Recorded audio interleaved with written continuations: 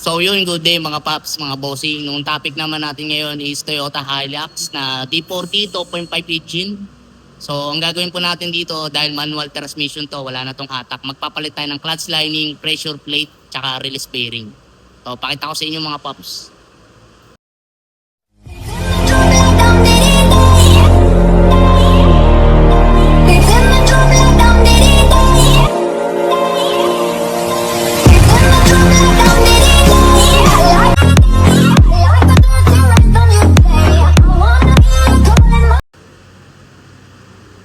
So, ito nung unit mga paps.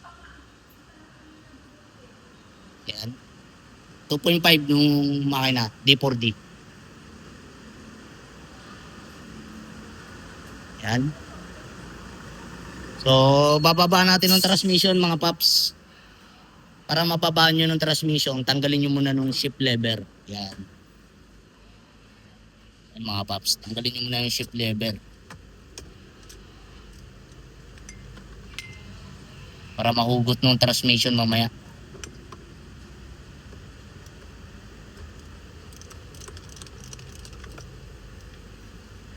So stay tuned mga paps.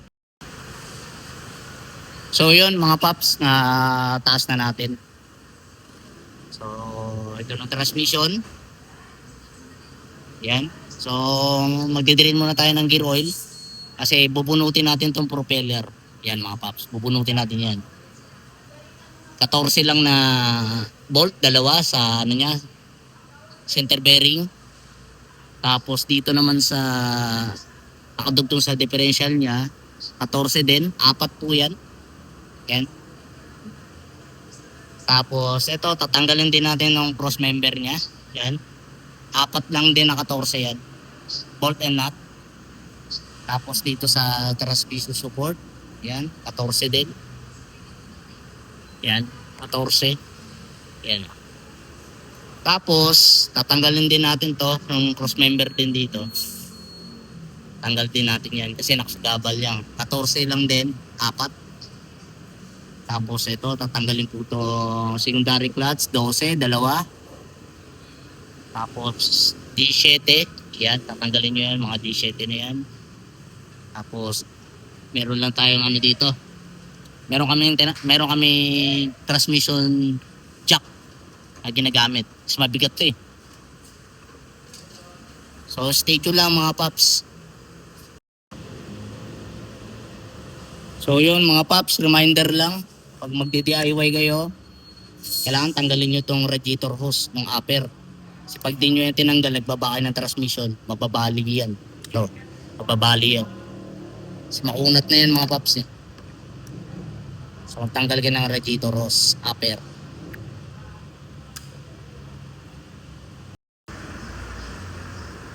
So, yun mga paps, nabaklas ko na nung propeller. Yan. Doon na nung kahintang niya. Yan. So, nabaklas ko na rin nung secondary. Mamaya, starter, tsaka itong mga tornilyo. Para mababa natin to, tsaka to itong mga cross member. So yun, nababa na namin paps. Ayan, sobrang dumi sa transmission. O ayan o, shift fork, release bearing. Yan. So wawashing lang natin to para quality, malinis.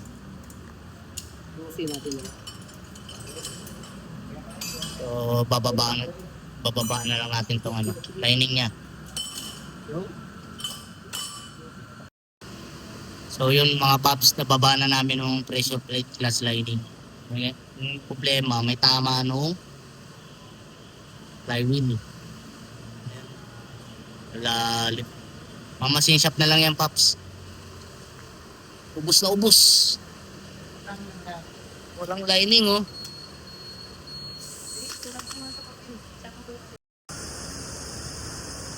So yun mga paps, nababa na namin ng flywheel. So meron lang yan tornilyo. So 3, 5, 8, 8 tornilyo. Yan. Para matanggal nyo. Tornilyo niya. number 19.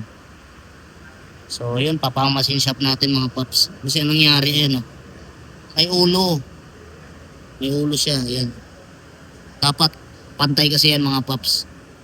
Kasi pagka hindi natin yan pina-replace, magdadrag yan mga paps. Yan. So pipick upin na lang ng machine shop to. Kasabay nung isa namin ginagawa dun. So ayan, may dalawa kasing Innova kami ginagawa. Ito tapos na to. Release na to. Ito isasabay to. Sige po. Yan. Rotor naman mga paps, kinain. So yun mga paps, dumating na nung flywheel na pinamasin shop namin. Makikita nyo yun, sobrang kinis niyan. Yan, dapat walang ulo yan mga paps. Yan. So yun, kinabit na po namin yan, nagkakabit si Chip. Jojo naman. So dumating na rin ng pyesa na in-order namin. So IC nung gamit namin na brand. Yan, IC. Tapos ng bearing NSK. So ayun. Tapos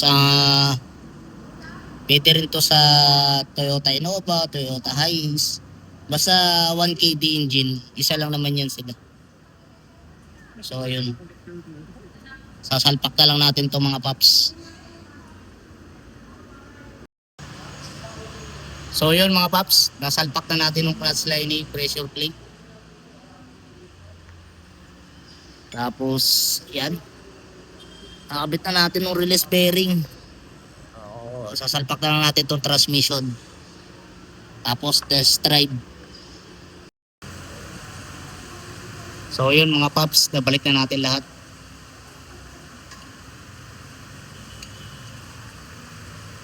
Yan. So bababa na lang natin, lalagyan na lang natin ng shift lever niya at saka ng hose dun sa radiator. Tapos yun, test drive.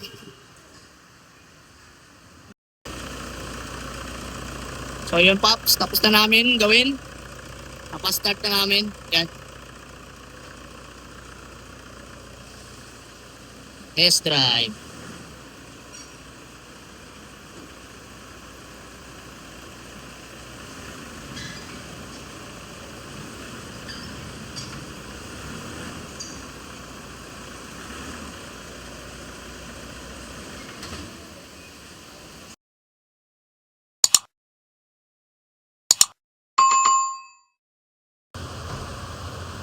So yun, tapos na namin paps gawin ng Toyota Hilux na 1KD engine 2.5 na palit ng transmission, clutch kit, ng pressure plate, clutch lining, tsaka release bearing. So yun, may bago na naman tayong happy customer. So follow nyo na po kami sa Facebook page namin, YouTube channel, and TikTok account. Pwede nyo pong mabili doon ng parts na ginamit namin dito sa Toyota Hilux. Pareho lang yan, Toyota Innova, Toyota Fortuner, Toyota Hiace na naka 1KD engine. So yun lang. Peace.